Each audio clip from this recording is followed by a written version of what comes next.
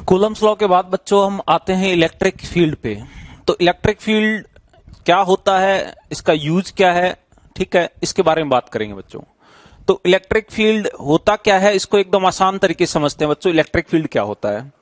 Electric field बच्चों ये समझ लो कि मान लो ये पॉइंट P है और उसके ऊपर इलेक्ट्रिक फील्ड की बात कर रहे हैं। तो इलेक्ट्रिक फील्ड की डायरेक्शन हमें नेट फोर्स को बताती है। इलेक्ट्रिक फील्ड की डायरेक्शन बच्चों क्या बताती है? नेट फोर्स को। जैसे मान लो इलेक्ट्रिक फील्ड लाइन के बारे में बात करेंगे। इलेक्ट्रिक फील्ड लाइन ऐसे बनी हुई है, ठीक है। अगर मेरे को इस पॉइंट पे नेट फोर्स बताना है, किसके ऊपर? पॉजिटिव चार्ज के ऊपर। किसके ऊपर बच्चों? पॉजिटिव चार्ज के ऊपर फोर्स, नेट फोर्स की डायरेक्शन बताती है। तो ये इलेक्ट्रिक फील्ड लाइन बनाई है मैंने। ये क्या बनाया बच्चों? इलेक्ट्रिक फील्ड लाइन बनाई है, ठीक है। और इस इलेक्ट्रिक फील्ड लाइन के ऊपर P पॉइंट के ऊपर कोई एक पॉजिटिव चार्ज रखा हुआ है। तो इस इलेक्ट्रिक फील्ड लाइन के टेंजेंशियल डायरेक्शन में अगर मैं एक एरो बना दूं तो वो क्या बताएगा? पॉजिटिव चार्ज के ऊपर नेट फोर्स बताएगा। किसके ऊपर बच्चों? पॉजिटिव चार्ज के ऊपर। ये आपको ध्यान रखना है, ठीक है। तो आपका नेक्स्ट क्वेश्चन होगा कि यहां पे अगर नेगेटिव चार्ज होता तो क्या होता? तो हम बोलेंगे ये नेट फोर्स बताएगा नेगेटिव पे, बट उसकी डायरेक्शन क्या होगी? इसके जस्ट ऑपोजिट होगी। उसकी डायरेक्शन बच्चों क्या होगी? जस्ट ऑपोजिट होगी। क्लियर है बात? फिर से बच्चों ये बात पूरी रिपीट कर रहा हूं कि इलेक्ट्रिक फील्ड लाइन मान लो स्पेस के अंदर इस टाइप से थी, जो कि ऐसे घूम के इस तरीके से जा रही है, ठीक है। तो बच्चों ये इलेक्ट्रिक फील्ड लाइन इस तरीके से बनाई हुई है मैंने, और P पॉइंट के ऊपर अगर पॉजिटिव चार्ज रख दूं तो tangential direction electric field line है उसके ऊपर टेंजेंट ड्रॉ कर दूं तो वो पॉजिटिव चार्ज के ऊपर फोर्स बताएगी। अगर इसी पॉइंट P पे मैं नेगेटिव चार्ज रखता तो उस पे फोर्स किधर लगता? हम बोलेंगे इस फोर्स के जस्ट ऑपोजिट लगता। क्लियर है बात? तो electric field line basically positive charge पे फोर्स बताती है या नेट फोर्स बताती है। नेट फोर्स की डायरेक्शन बताती है। किसके ऊपर? पॉजिटिव चार्ज के ऊपर। नेगेटिव के ऊपर नेट फोर्स जो होगा वो पॉजिटिव का जस्ट ऑपोजिट डायरेक्शन में हो जाएगा। क्लियर है बात? अब ये बताओ मेरे को, इलेक्ट्रिक फील्ड लाइन की डेफिनेशन पे आते हैं अब, कि इलेक्ट्रिक फील्ड लाइन बच्चों डिफाइन कैसे होती है। तो इलेक्ट्रिक फील्ड लाइन की बच्चों डेफिनेशन जो है उसके ऊपर बात करते हैं। तो इलेक्ट्रिक फील्ड लाइन बच्चों डिफाइन होती है कूलम्स लॉ से ही डिफाइन होती है। किससे डिफाइन होती है बच्चों? कूलम्स लॉ से ही डिफाइन होती है। Electric field line is the electric field line is the force on unit positive test charge, ऐसी डेफिनेशन लिखी रहती है। तो ये यूनिट चार्ज के ऊपर फोर्स बताती है। क्या बताती है बच्चों? यूनिट चार्ज के ऊपर फोर्स। अभी हमने डायरेक्शन की बात कर ली थी, ठीक है, कि इलेक्ट्रिक फील्ड के डायरेक्शन में पॉजिटिव चार्ज पे फोर्स लगेगा और इलेक्ट्रिक फील्ड के ऑपोजिट डायरेक्शन में बच्चों नेगेटिव चार्ज पे फोर्स लगेगा। अब आते हैं बच्चों पॉइंट चार्ज के बारे में, कि मान लो एक पॉइंट चार्ज रखा हुआ है, उसकी इलेक्ट्रिक फील्ड लाइन कैसे बनेगी या इलेक्ट्रिक फील्ड कैसे होगी। तो हम बोलेंगे कि ये पॉइंट चार्ज अगर दूसरा पॉजिटिव चार्ज रख दूं तो उसको क्या करेगा बच्चों? दूसरा मैंने क्या रखा है? पॉजिटिव चार्ज रखा है। तो दूसरे पॉजिटिव चार्ज के साथ ये क्या करेगा? हम बोलेंगे ये पॉजिटिव अगर चार्ज रखा है, इसको नाम दे रहा हूं बच्चों सोर्स चार्ज। इसको क्या नाम दिया मैंने? Source charge. अब यहां पे अगर मैं पॉजिटिव चार्ज रख दूं तो ये उसको बच्चों क्या करेगा? हम बोलेंगे कि रिपेल करेगा। क्या करेगा बच्चों? रिपेल करेगा। किधर? अलोंग द लाइन ज्वाइनिंग वो क्या करेगा? रिपेल करेगा। हाँ कि ना? तो इलेक्ट्रिक फील्ड इस पॉजिटिव सोर्स चार्ज का किधर होगा? तो हम बोलेंगे ये पॉजिटिव चार्ज के साथ क्या करेगा? उधर इसकी इलेक्ट्रिक फील्ड होगी। क्यों? हमने अभी बोला था बच्चों कि जिधर पॉजिटिव चार्ज पे फोर्स लगता है उधर ही क्या होती है? इलेक्ट्रिक फील्ड होती है। समझ पा रहे हो कि नहीं? तो ये इसको रिपेल करेगा, इसलिए इसकी इलेक्ट्रिक फील्ड अवे होगी। इसकी इलेक्ट्रिक फील्ड बच्चों क्या होगी? अवे। क्यों? क्योंकि बच्चों ये कोई भी पॉजिटिव चार्ज रख दो, यहां रख दिया, यहां रख दिया, कहीं भी पॉजिटिव चार्ज रख दिया, ये उसको क्या करने वाला है? रिपेल करने वाला है। क्लियर है बात? तो सिंपल सी बात कि अगर पॉजिटिव सोर्स चार्ज है उसकी इलेक्ट्रिक फील्ड लाइंस कैसे बनेगी? अवे बनेगी। ठीक है। अब बात करते हैं बच्चों कि इसका फॉर्मूला क्या होगा इलेक्ट्रिक फील्ड का। तो हम बोलेंगे force on unit positive test charge. मान लो मैंने यहां टेस्ट चार्ज रखा है Q, तो पहले तो Q के ऊपर फोर्स बता दो बच्चों। मैं बोल रहा हूं कि ये Q capital Q source charge है, स्मॉल कैपिटल Q है सोर्स चार्ज है, स्मॉल q है उसको मैंने टेस्ट चार्ज बोला है। ठीक है। तो इलेक्ट्रिक फील्ड कैसे डिफाइन होगा? हम बोलेंगे force on unit positive test charge. Force on unit positive test charge. हाँ कि ना? तो Q चार्ज पे फोर्स लिखूंगा पहले। Q चार्ज पे बच्चों फोर्स कूलम्स लॉ से लिख सकता हूं क्या? K Q small q divide by R square. Force क्या हो गया? स्मॉल क्यू चार्ज पे, K Q Q divide by are square, ये हम जानते हैं। ठीक है, डिवाइड बाय क्या कर दिया, चार्ज, इसी चार्ज टेस्ट चार्ज से डिवाइड कर दिया तो मेरे को मिल जाएगा यूनिट टेस्ट चार्ज पे फोर्स। तो फॉर्मूला बच्चों पॉइंट चार्ज के इलेक्ट्रिक फील्ड का क्या हो गया, K Q by are square. ये फॉर्मूला किसका है, पॉइंट चार्ज के इलेक्ट्रिक फील्ड का फॉर्मूला है। कहां पे, आर डिस्टेंस पे। काम क्या आएगा, हम बोलेंगे यूनिट पॉजिटिव टेस्ट चार्ज पे फोर्स मालूम है तो मैं कोई भी पॉइंट चार्ज पे फोर्स लिख सकता हूं वहां पे। अब मान लो मैंने क्यू को हटा के 10 कूलम लिख दिया तो मैं बोलूंगा यूनिट पॉजिटिव टेस्ट चार्ज पे फोर्स मालूम है, 10 कूलम रख दिया तो 10 से मल्टीप्लाई कर दूंगा तो 10 कूलम पे फोर्स मिल जाएगा, हाँ कि ना।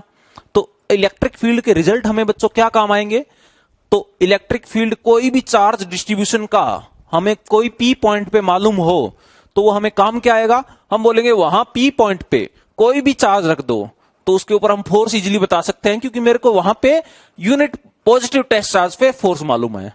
यूनिट चार्ज पे फोर्स मालूम है तो उसी चार्ज से मल्टीप्लाई कर दूंगा। जैसे 10 कूलम रखा तो इस के क्यू बाय आर स्क्वायर को 10 से मल्टीप्लाई कर दूंगा, 10 कूलम पे फोर्स मालूम पड़ जाएगा। 20 रख दूंगा तो 20 पे फोर्स मालूम पड़ जाएगा। अब आपको बोल दे -10 रख दोगे तो किधर होगा, तो हम बोलेंगे -10 रखोगे तो जो फोर्स पॉजिटिव पे लग रहा था उसके अपोजिट डायरेक्शन में होगा, हाँ कि ना। माइनस अगर यहां पे नेगेटिव चार्ज रख देते तो फील्ड के अपोजिट होता कि नहीं। फील्ड कैसे सोचनी है बच्चों, जिधर पॉजिटिव चार्ज पे फोर्स लगे उधर फील्ड की डायरेक्शन होगी। जैसे मान लो पी पॉइंट पे आपको फील्ड डिफाइन करनी है बच्चों, तो पी पॉइंट पे जाके पॉजिटिव चार्ज रख दो, उस पॉजिटिव चार्ज के साथ जो जो होगा वही फील्ड की डायरेक्शन होगी। तो मैंने अगर सोर्स चार्ज बच्चों पॉजिटिव लिया है, इसका मतलब फील्ड की डायरेक्शन अवे होगी, क्यों, क्योंकि वो पॉजिटिव चार्ज को रिपेल करेगा। समझ पा रहे हो बच्चों। इसी केस में सोर्स चार्ज को मैं चेंज कर रहा हूं, सोर्स चार्ज को बच्चों क्या कर रहा हूं, चेंज। सोर्स चार्ज को मान लो मैं नेगेटिव लेता हूं, सोर्स चार्ज को बच्चों क्या लेता हूं, नेगेटिव। अब इसका पी पॉइंट पे फील्ड बताओ, तो हम बोलेंगे ये पॉजिटिव चार्ज के साथ जो करेगा वही फील्ड की डायरेक्शन होगी। ये है नेगेटिव चार्ज, ये पॉजिटिव चार्ज को क्या करेगा, अपने पास बुलाएगा, अट्रैक्ट करेगा, हाँ कि ना। तो बच्चों इसके ऊपर पॉजिटिव चार्ज पे जिधर फोर्स लग जाए उधर ही क्या होती है बच्चों, फील्ड की डायरेक्शन होती है। ये डेफिनेशन होती है बच्चों। फिर से बच्चों फील्ड डिफाइन कैसे होगा, हम बोलेंगे यूनिट पॉजिटिव चार्ज के ऊपर जो फोर्स होगा, फील्ड की डायरेक्शन कैसे डिसाइड होगी, पॉजिटिव जिस पॉइंट पे फील्ड की डायरेक्शन देखनी है वहां पे ले जाके कोई पॉजिटिव चार्ज रख दो, उस पे जिधर फोर्स लगेगा नेट फोर्स, उसी को हम क्या बोल देंगे बच्चों, फील्ड की डायरेक्शन बोल देंगे। क्लियर है बात। फील्ड हमें देता क्या है, यूनिट पॉजिटिव टेस्ट चार्ज पे फोर्स देता है। अगर मैं 10 कूलम रख दूं, 20 कूलम रख दूं तो उस पे मैं इजीली फोर्स बता सकता हूं। क्लियर है बात।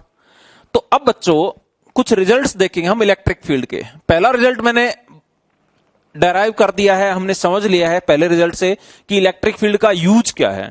इलेक्ट्रिक फील्ड का बहुत बड़ा एडवांटेज ये है बच्चों कि पी पॉइंट पे अगर मेरे को इलेक्ट्रिक फील्ड मालूम है तो वहां कोई भी चार्ज ले जाके रख दो, मैं फोर्स बता दूंगा उसके ऊपर। क्लियर है बात। अब डिफरेंट बच्चों पॉइंट चार्ज का हमने इलेक्ट्रिक फील्ड देख लिया। अब इनफाइनाइट लॉन्ग चार्ज है उसका देखेंगे, infinite long non conducting sheet है उसका देखेंगे, इनफाइनाइट लॉन्ग कंडक्टिंग शीट है उसका रिजल्ट देखेंगे, रिंग है उसका रिजल्ट देखेंगे कि एक चार्जेज है वो रिंग के ऊपर डिस्ट्रीब्यूटेड है तो उसका इलेक्ट्रिक फील्ड के रिजल्ट क्या होंगे। इलेक्ट्रिक फील्ड के रिजल्ट देखेंगे बच्चों आर्क के लिए, ठीक है। और उसके बाद हम देखेंगे इलेक्ट्रिक फील्ड के रिजल्ट स्फीयर्स के लिए। तो ये सारे रिजल्ट्स मैं एक बार कवर करूंगा क्योंकि बच्चों क्वेश्चन है वो डायरेक्टली इनसे फॉर्मूला पे बेस्ड क्वेश्चन नीट में उठ के आता है, ये गारंटी है, ठीक है। तो बच्चों 1 बाय 1 हम आते हैं इनफाइनाइट लॉन्ग चार्ज के लिए। तो ये पॉइंट चार्ज का बच्चों इलेक्ट्रिक फील्ड का फॉर्मूला क्या हो गया, K Q by are square. R क्या है, उस पॉइंट चार्ज से डिस्टेंस है, ठीक है। पॉजिटिव चार्ज की बच्चों फील्ड क्या होगी, अवे होगी। क्यों, क्योंकि अगर ये पॉजिटिव चार्ज है, सोर्स चार्ज पॉजिटिव है, तो कोई दूसरे पॉजिटिव चार्ज को बच्चों वो क्या करेगा, रिपेल करेगा। इसलिए पॉजिटिव चार्ज की फील्ड क्या होती है बच्चों, अवे होती है, अवे फ्रॉम द चार्ज होती है field lines. Negative source charge है, नेगेटिव सोर्स चार्ज है तो वो कोई भी पॉजिटिव चार्ज को बच्चों क्या करेगा, अट्रैक्ट करेगा। तो नेगेटिव सोर्स चार्ज की इलेक्ट्रिक फील्ड क्या होती है बच्चों, टुवर्ड्स दी चार्ज होती है, ठीक है। तो बच्चों नेक्स्ट में आ रहा हूं इलेक्ट्रिक फील्ड के रिजल्ट्स के ऊपर कि इलेक्ट्रिक फील्ड के क्या क्या रिजल्ट्स बन सकते हैं। तो पहला है बच्चों लाइन चार्ज का, कि अगर एक लाइन चार्ज है इनफाइनाइट लॉन्ग, उसका रिजल्ट क्या होगा। बच्चों लाइन चार्ज के लिए एक क्वांटिटी डिफाइन होती है जिसको बोलते हैं लैम्डा। क्या बोलते हैं बच्चों, लैम्डा। लैम्डा होता है यूनिट लेंथ के ऊपर चार्ज। लैम्डा क्या होता है, यूनिट लेंथ के ऊपर चार्ज। इसका यूनिट बच्चों क्या होगा लैम्डा का, हम बोलेंगे कूलम पर मीटर होगा। कितना होगा बच्चों यूनिट, कूलम पर मीटर, ठीक है। सो इनफाइनाइट लॉन्ग है, ये प्लस इनफाइनाइट से लेके माइनस इनफाइनाइट तक जा रहा है और आपको यहां से r डिस्टेंस के ऊपर इलेक्ट्रिक फील्ड निकालना है। यहां से r डिस्टेंस के ऊपर इलेक्ट्रिक फील्ड निकालना है। तो बच्चों पॉजिटिव चार्ज रखा है तो इलेक्ट्रिक फील्ड अवे आएगा और डायरेक्टली बच्चों आपको रिजल्ट याद रखना है। रिजल्ट रहेगा 2k लैम्डा बाय r। क्या रहेगा बच्चों? 2k lambda by r। Infinite long charge है, प्लस इंफिनिटी से लेके माइनस इंफिनिटी तक एक लाइन के अलॉन्ग डिस्ट्रीब्यूटेड है, जिसकी यूनिट लेंथ के ऊपर बच्चों लैम्डा चार्ज है। तो उस लाइन चार्ज से r डिस्टेंस पे इलेक्ट्रिक फील्ड बच्चों अवे फ्रॉम द वायर आएगा, अवे फ्रॉम द वायर या away from the line charge आएगा अगर ये पॉजिटिव चार्ज है तो। और उसका वैल्यू कितना होगा बच्चों? 2k lambda by r। इसके ग्राफ की बात करते हैं बच्चों। ग्राफ है वो इनवर्सली प्रोपोर्शनल टू r है। इलेक्ट्रिक फील्ड का रिजल्ट का, इलेक्ट्रिक फील्ड के रिजल्ट का डिस्टेंस के साथ ग्राफ कैसा है? इनवर्सली प्रोपोर्शनल टू r है। E is inversely proportional to r। इसका मतलब जैसे जैसे दूर जाते जाओगे इलेक्ट्रिक फील्ड डिक्रीज करते जाएगा। क्लियर है बात? तो ये इसका रिजल्ट था बच्चों। पॉजिटिव चार्ज है तो डायरेक्टली अवे होगा। अगर मान लो बाय चांस नेगेटिव होता तो सारे रिजल्ट के डायरेक्शन बच्चों अपोजिट हो जाएगी, क्योंकि हम जानते हैं नेगेटिव चार्ज की इलेक्ट्रिक फील्ड बच्चों क्या होती है? टुवर्ड्स दी चार्ज होती है। क्लियर है बात? तो ये फॉर्मूला बच्चों आपको याद रखना है, टिप्स पे होना चाहिए और ये हमें रिजल्ट्स में डायरेक्टली काम आएगा। ठीक है, ये बच्चों इसके ग्राफ है, ये भी आपको ध्यान रखना है। Lambda is what? Lambda is charge of unit length. Lambda का यूनिट क्या होगा बच्चों? कूलम पर मीटर। क्लियर है?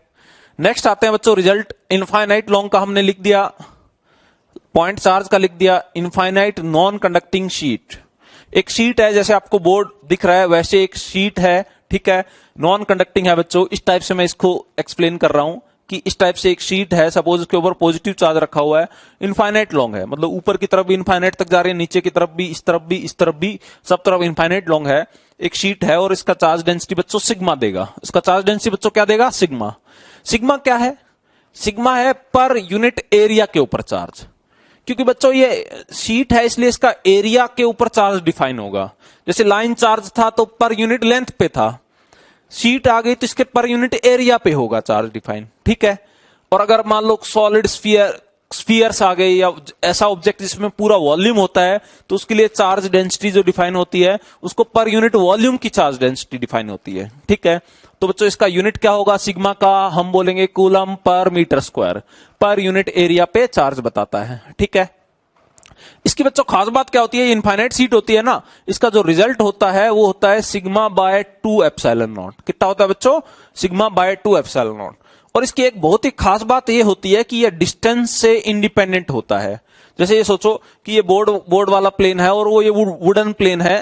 ठीक है, वुडन प्लेन है और नॉन कंडक्टिंग बोल रहे हैं, इसीलिए वुड क्या होता है बच्चों? Non conducting.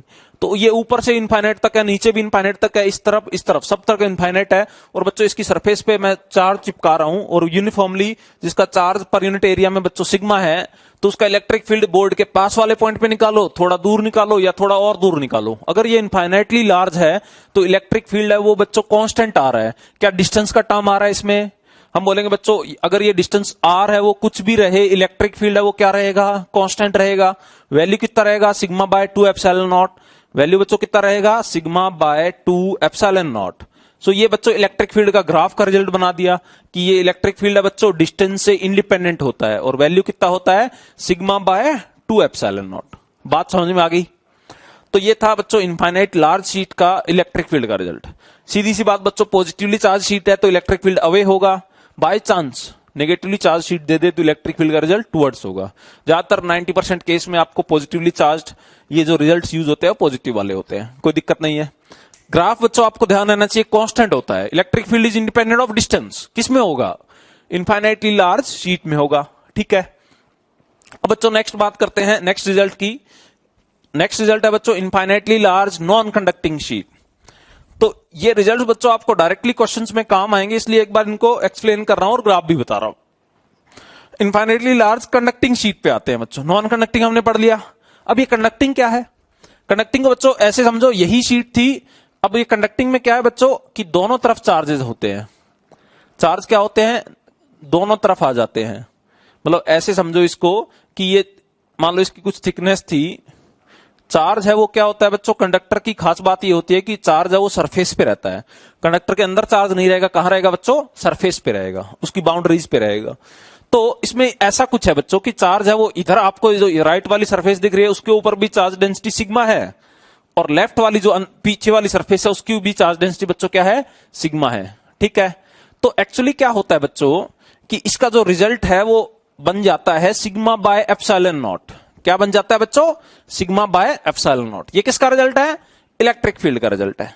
ठीक है, कोई भी डिस्टेंस पे देखोगे, कंडक्टिंग है बच्चों, आर डिस्टेंस या कोई भी हो, डिस्टेंस से इंडिपेंडेंट होगा।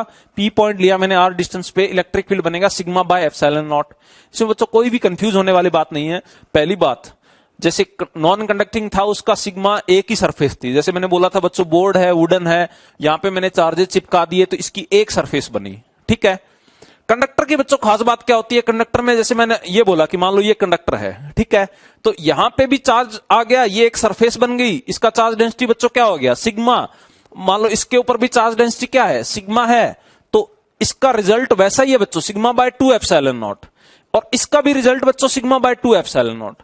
तो एक्चुअली जो ये सिग्मा बाय एप्सिलॉन नॉट है, ये दो इलेक्ट्रिक फील्ड का रिजल्ट है।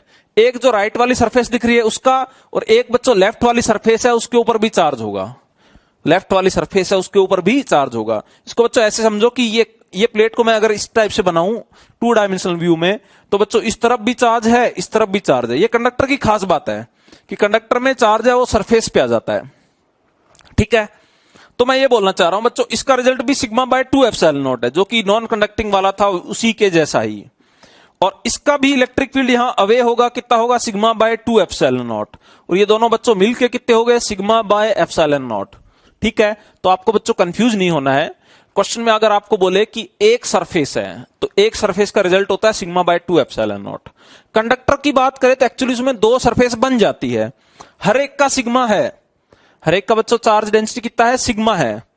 तो इलेक्ट्रिक फील्ड इन दोनों को ऐड होके कितना बन जाएगा, sigma by 2 epsilon not plus sigma by 2 epsilon not मिलके कितना बन जाएगा, सिग्मा बाय एप्सिलॉन नॉट।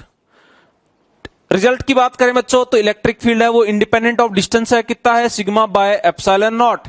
और इलेक्ट्रिक फील्ड है वो डिस्टेंस से इंडिपेंडेंट है। ये बच्चों दोनों ऐड होकर सिग्मा बाय एप्सिलॉन नॉट बने हैं, इसमें बिल्कुल भी कंफ्यूजन नहीं होना चाहिए। एक्चुअली दो सरफेस बन गई है, एक सामने वाली और एक पीछे वाली, दोनों पे अगर चार्ज डेंसिटी सिग्मा है तो वो दोनों ऐड होके रिजल्ट बाहर में क्या दे रही है, sigma by epsilon not they रही है। ठीक है, आप बोलोगे नॉन कंडक्टिंग में ऐसा क्यों नहीं हो रहा। नॉन कंडक्टिंग में एक्चुअली जहां चार्ज, मान लो एक तरफ रख दिया आपने चार्ज, वहीं पड़ा रहेगा, चार्ज दूसरी तरफ नहीं जाएगा।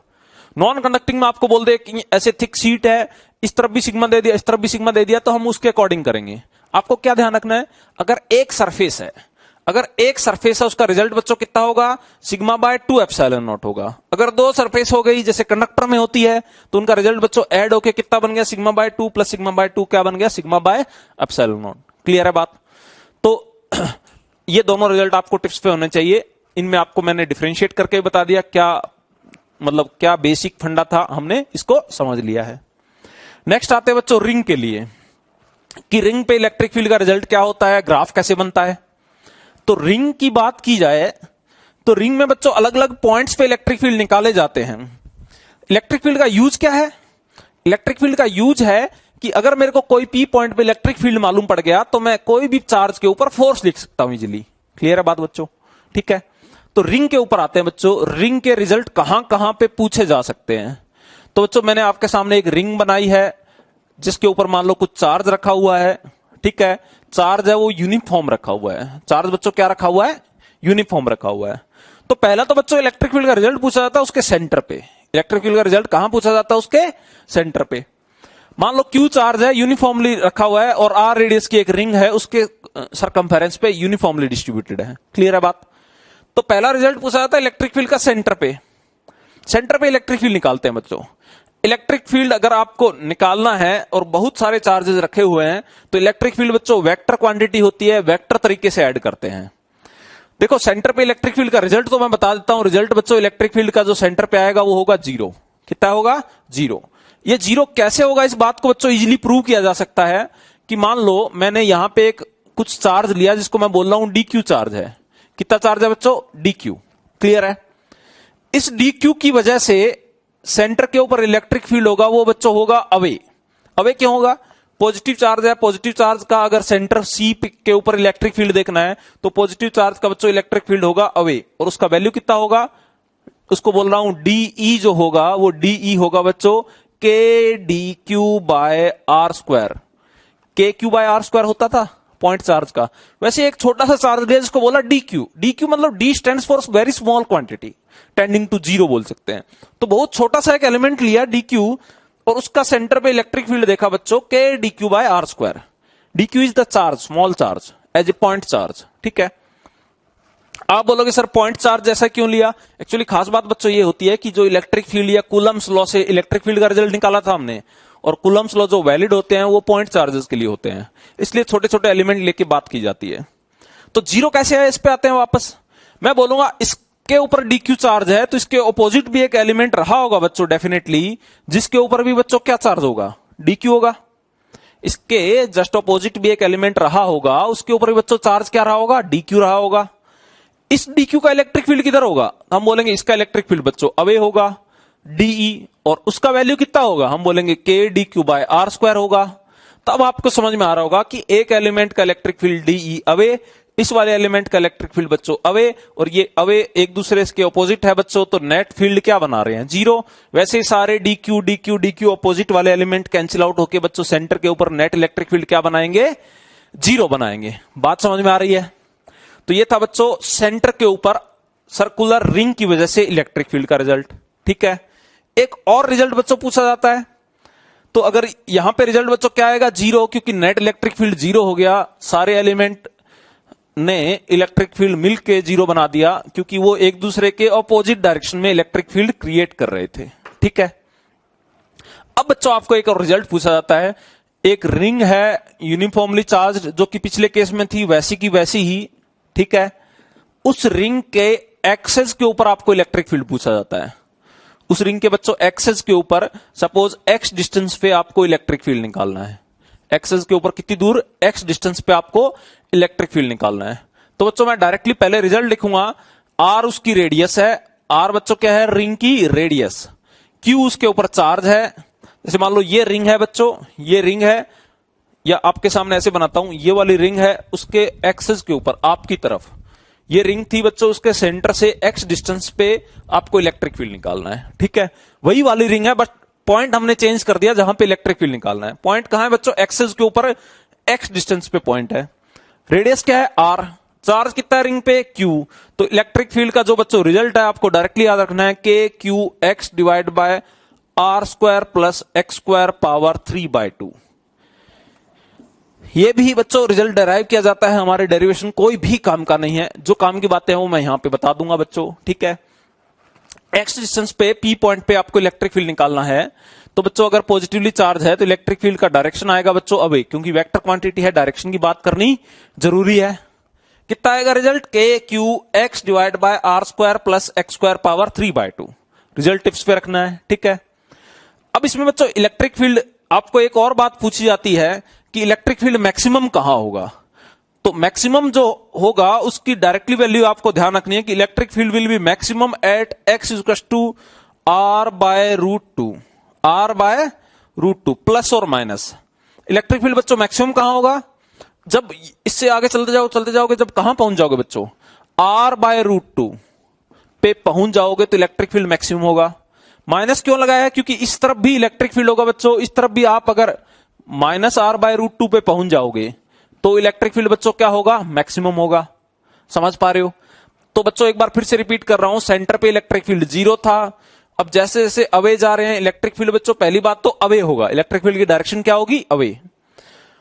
कहां पे मैक्सिमम होगा? जब एक्स का value R by root two. अगर मैं चाहूं तो मैक्सिमम वैल्यू कितना होगा इलेक्ट्रिक फील्ड का? एक्स का वैल्यू ये पुट करके निकाल सकता हूं।